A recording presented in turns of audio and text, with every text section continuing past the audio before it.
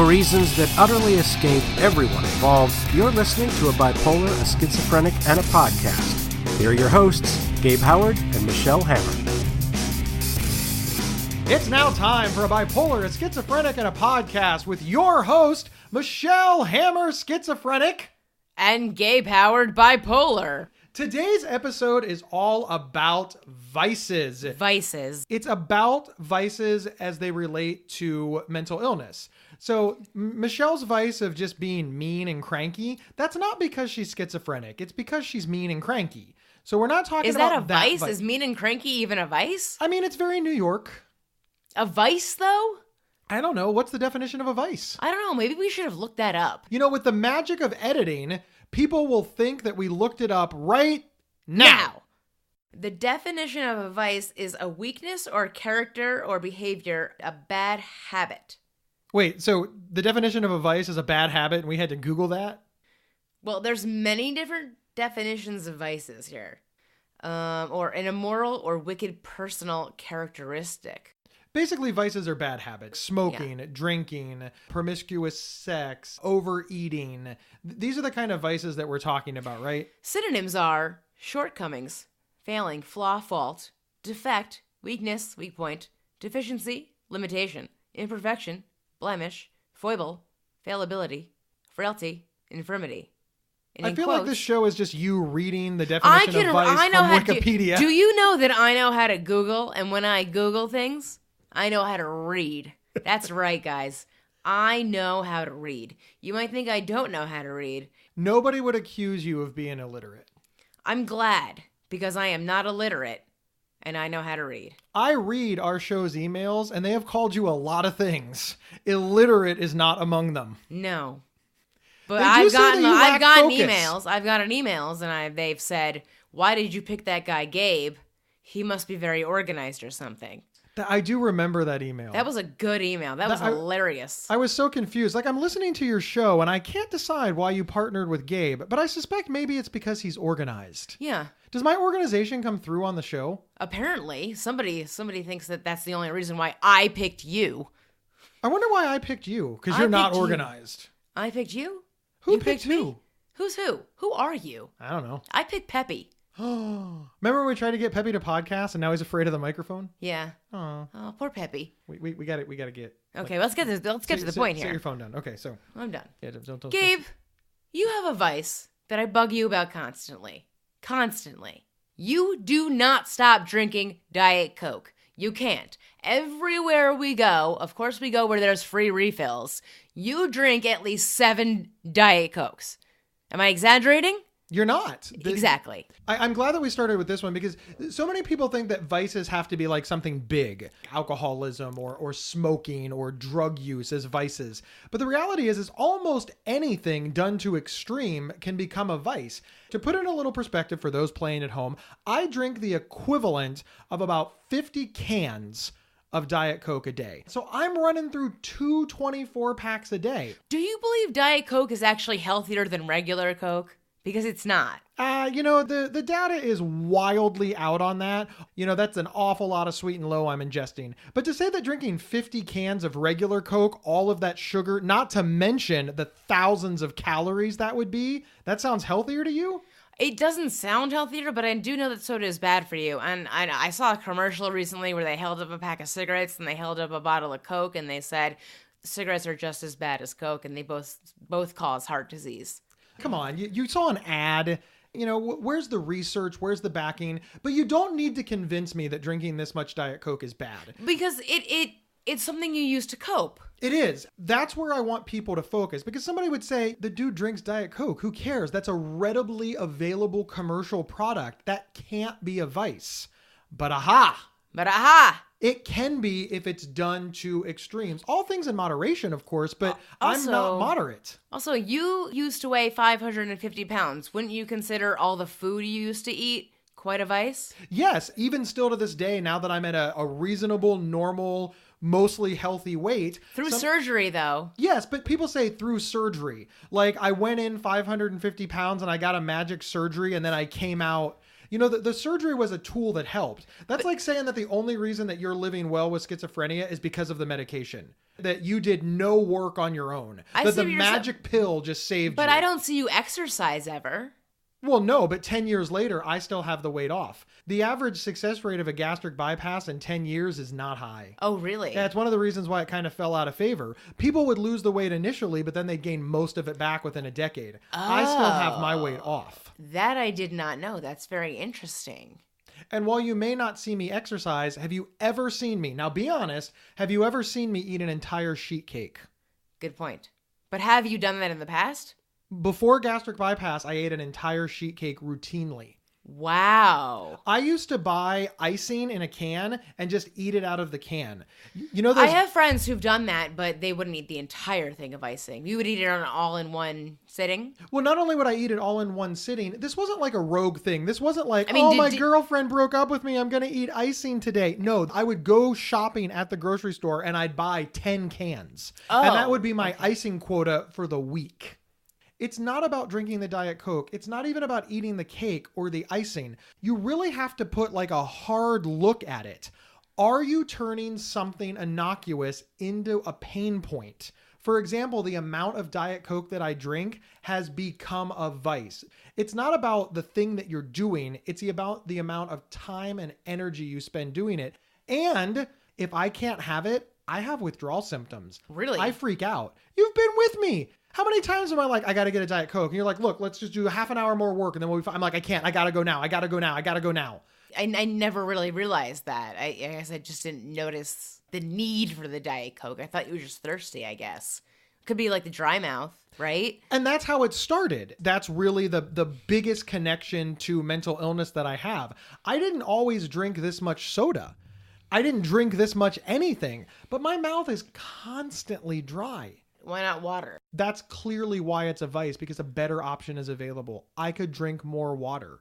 Okay. And I don't. Just out of I was just curious of, if you're a dry mouth, you're choosing Diet Coke over water. That's your preference. That's what you use, your coping mechanism of some sort. Do your thing. I think whatever you really need to do to help yourself cope with your illness, and if it makes you feel better, I think that's okay. I know that Diet Coke isn't really the healthiest thing for you, but you could be doing much worse things.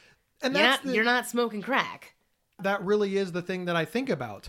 I know that I drink too much Diet Coke. But before the Diet Coke, it was drugs, alcohol, women, staying out all night.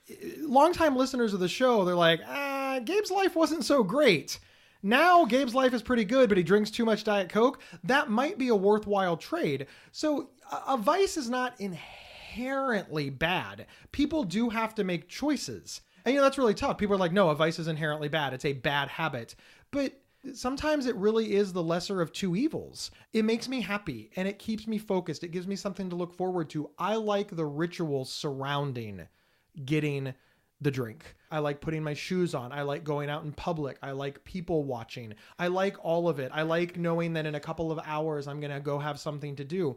And I'm describing almost to a T the life of a smoker.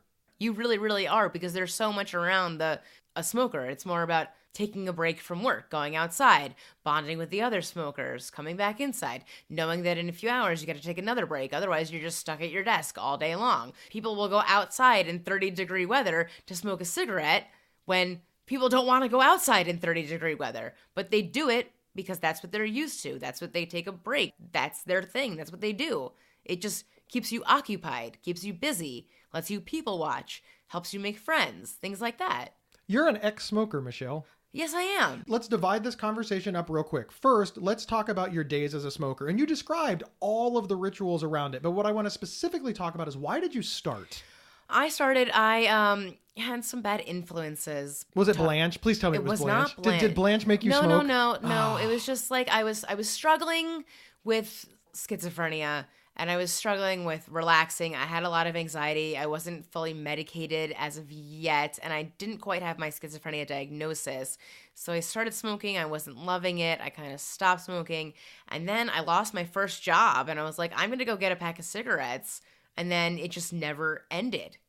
Well, it did end, though. Well, it ended, and then I started the vape pen, and you hate the vape pen, and everybody hates that I'm always on the vape pen. It's always in my hand, but that's just how it is. And when I was looking up some information about like schizophrenia and smoking, I found this like very interesting study that nearly 90% of people with schizophrenia smoke, and most of them being heavy smokers. Interestingly enough, it said 60 to 70% of people with bipolar disorder also smoke. You don't smoke, but you do the Diet Coke. I never smoked because the anti-smoking message in the 80s was so good. It was so good. My parents talked to me about smoking. I never saw anybody smoke. And anytime my parents saw somebody smoke, they would like, oh, that's disgusting. Like, good people don't do that. My parents did the same thing to me. But it's fascinating for me because that message took so much in me that I did heroin, I did cocaine, I did every drug that was handed to me. But one time somebody offered me a cigarette and I said, what the fuck, are you crazy? That's hilarious. And I'm pretty sure that I shot heroin. It was sincerely, looking back on it, I don't know what the cognitive dissonance was that smoking bad, drugs good. But that's what I believed. But a lot of people do believe that. They think drugs are okay, but cigarettes are bad. Right, because we've got a whole drugs are natural. You realize that cigarettes are tobacco, right? They're natural too. They're full of chemicals. Of course they are. So there's are like drugs. formaldehyde in cigarettes. Yeah, you don't think that drugs are cut? You honestly believe that your local area drug dealer has purity standards? That's a very good point. That's a very good point. They're doing all of this like above board and making sure that it's organic. Are you kidding? If they could make an extra nickel, they would make us drink their cat's piss. Hang on one second. We're gonna take a break. This episode is sponsored by BetterHelp.com. Secure, convenient, and affordable online counseling. All counselors are licensed, accredited professionals. Anything you share is confidential. Schedule secure video or phone sessions, plus chat and text with your therapist whenever you feel it's needed. A month of online therapy often costs less than a single traditional face-to-face session. Go to BetterHelp.com/Psych Central and experience 7 days of free therapy to see if online counseling is right for you. BetterHelp.com/Psych Central. Want us to answer your questions on the show? Head over to psychcentral.com/BSP questions and fill out the form. And we're back talking about vices. But the thing is, 90% of people with schizophrenia smoke. That is incredibly interesting. It really is. And it tells you the way that these things impact our bodies. Because clearly the reason that so many people with schizophrenia smoke is because they're getting something out of it. It's relieving something. It's helping them in some way. It might not be the best thing for them to do. It might not be a good idea, but clearly they're getting something positive out of it, right? It's a coping mechanism. Exactly. It's a coping mechanism. And nobody's saying that it's a good coping mechanism. It's not a good, no. But it might be all you have at the time. I used to be a cutter. Would you rather me be a cutter and use that as my vice, or can I smoke my vape pen? Well, I mean, I'm just saying, weigh the options. Of course, with those two options, that's a no-brainer. I know, and then what really bothers me is that I was smoking cigarettes, and then I turned on to the vape pen, and I'm thinking, this is healthier. And then people say, oh, the vape pen's not healthy at all. It's worse for you. I'm like, let me have my thing. I stopped smoking. I turned to the vape pen. It's not smoke anymore. I'm trying to be healthier, and people have to go, that's not even healthy for you.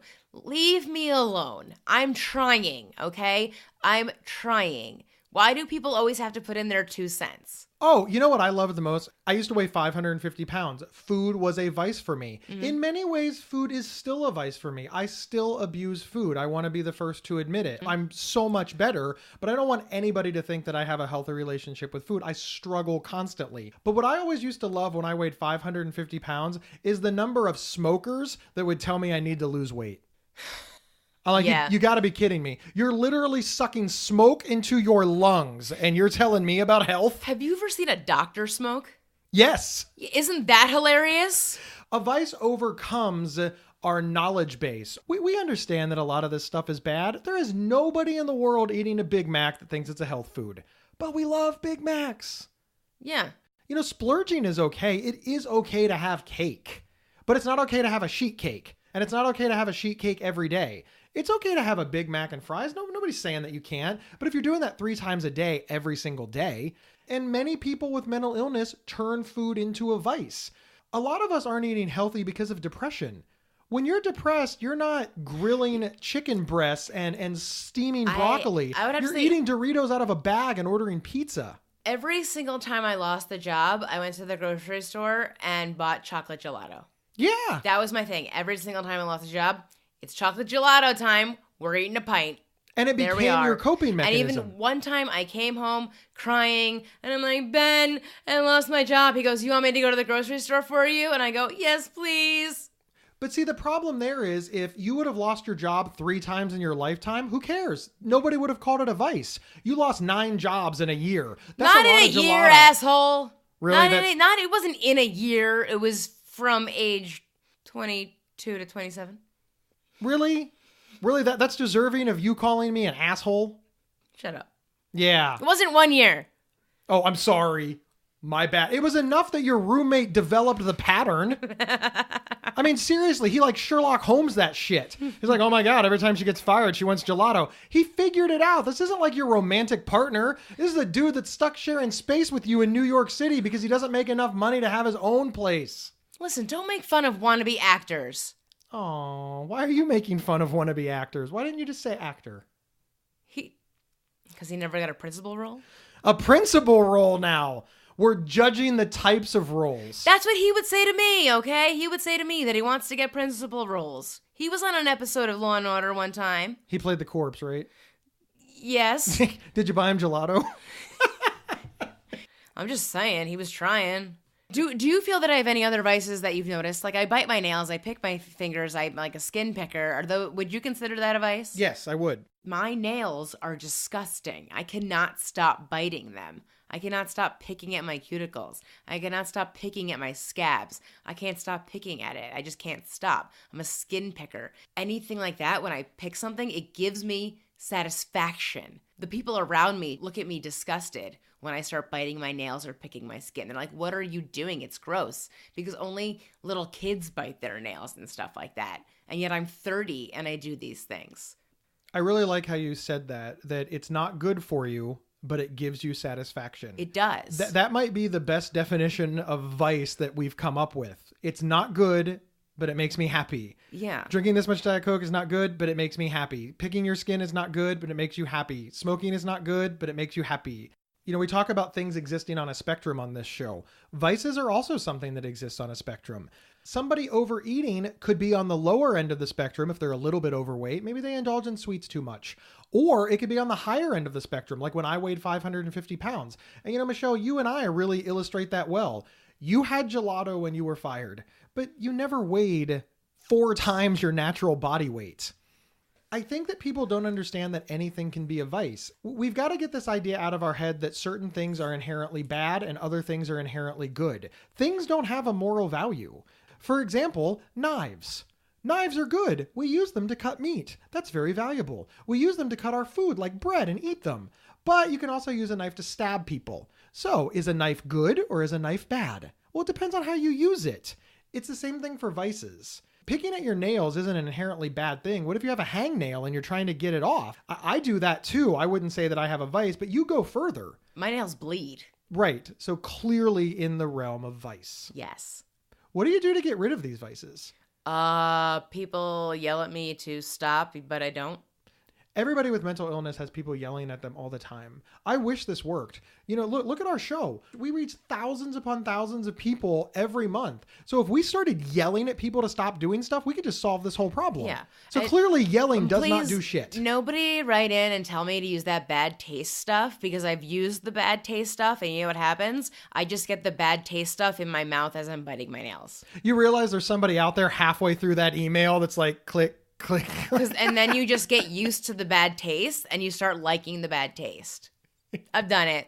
It's happened. I've tried it. It doesn't work for me. Maybe I need some hypnosis or something. No. What about hypnosis? No. It doesn't work? Hypnosis is just straight up fraud. Why are you saying hypnosis is fraud? Now we're going to get letters, Gabe. I'm okay with that. Can somebody please hypnotize Gabe to not be a ginger anymore? How would that even work? I'm just saying. Let's say the hypnotism was even real. How would it change my hair color? I'm just making things up, Gabe. Literally. There's an example of something that could also be a vice. Chronic lying. Chronic lying, exaggeration. yes.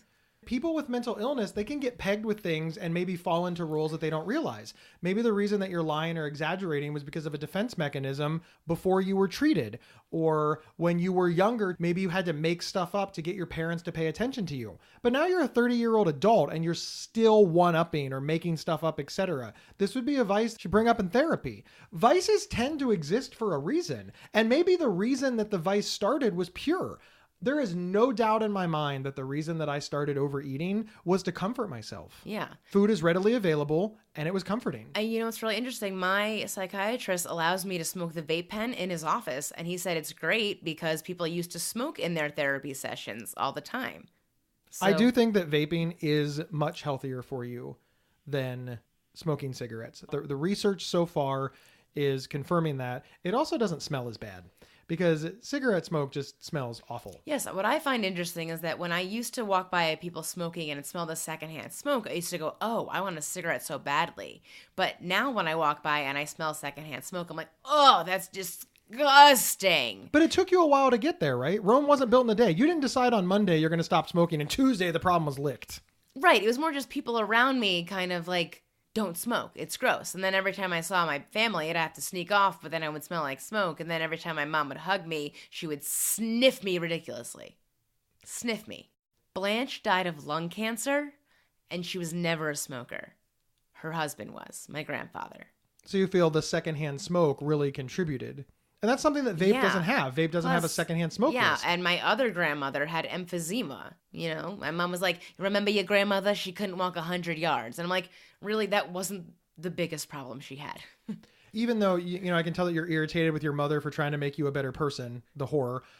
But your mother's reasoning is because of people that she loved were in harm's way. Right. No, you realize that she keeps bringing up, I don't want to happen to you what happened to other members of the family. But I hated that I was smoking, but I couldn't stop. I hated that I was doing it, but it was my vice. I hated it. I wanted to stop, but it was too hard. But how did you? How did you finally lick it? I got on the vape pen. I just transitioned to the vape pen. Because the research shows that the best way to defeat a habit is to replace the time with another one. Just quitting cold turkey and just having that free time, you're just going to ruminate on what you used to be doing. It's true. And people, they just don't like smokers. Unless you're friends with smokers, they like look down on you so badly. It's not just smoking. People look down on vices that they don't understand. And as somebody who lives with bipolar disorder, I know that many of the people in our community have developed various vices, smoking being a big one. 90%, 60%. 90% schizophrenic smoke rate, 60 to 70% bipolar smoke rate. We've developed this as a coping mechanism to try to get help. So it makes it hard to look down on people who smoke when I know that their vice comes out of a place of trying to save themselves. Nevertheless, I don't want people in our community to all die of lung cancer at 50. And I don't want you to die, which is awkward because you're just a pain. Oh, shut up. You're a pain. Aw. You think I'm going to die of like Diet Coke poisoning? Everyone's gonna die. Eventually. We really should address our vices. I mean, you agree with that, right? Yes. We want to have the best quality of life that we can. We don't want to annoy the people that we care about. Even you, Michelle, who is the most curmudgeonly, cranky person I know, you want the people around you to be happy, and you want to be happy. I am not curmudgeonly cranky, but I do want everyone to be happy. That's something that a curmudgeonly, cranky person would say. I don't think I'm curmudgeonly cranky. I'm a New Yorker. And what is the definition of the behavior of a New Yorker? Oh, that we're always angry? Yes! Because tourists don't get out of the goddamn way. I love how it's our fault. You stay to the right. Stay to the right. Do not walk in a line on the sidewalk. I'm rolling my bag down the street, and then these people are blocking the dip, so I couldn't get my suitcase on the dip, and I just say, hi, guys. Can I use that? Use what? The sidewalk, please? Oh, we'll move. Don't take up the sidewalk. I'm going to be an asshole if you're taking up the sidewalk. The sidewalk is for walking, not side stand, sidewalk. None of that sounds like a curmudgeonly cranky person, ladies and gentlemen. That is a very reasonable thing to say. She's not even in New York right now, and she's pissed at it people aren't here. That is very emotionally healthy. My name is Gabe Howard. With me, as always, is Michelle Hammer, and we will see you next week on A Bipolar, a Schizophrenic, and a Podcast. Move, tourist! Get the fuck out of my way! You've been listening to a bipolar, a schizophrenic, and a podcast. If you love this episode, don't keep it to yourself.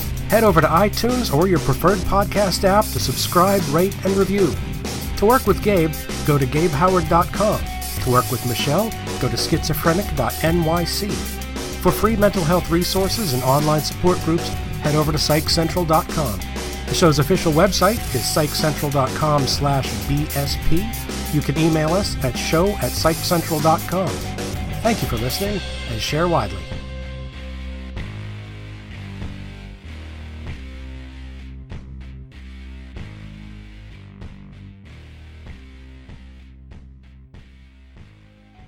Miami Vice. Vice presidents. A vice that you put the wood in to saw it. You know, a wood vice. Viceroy, like in Star Wars. Vice Channel. Vice News. Ooh, vices like prostitution and things that police officers get paid to do even though they love it and it's fun and they're just harassing the general public. Yeah.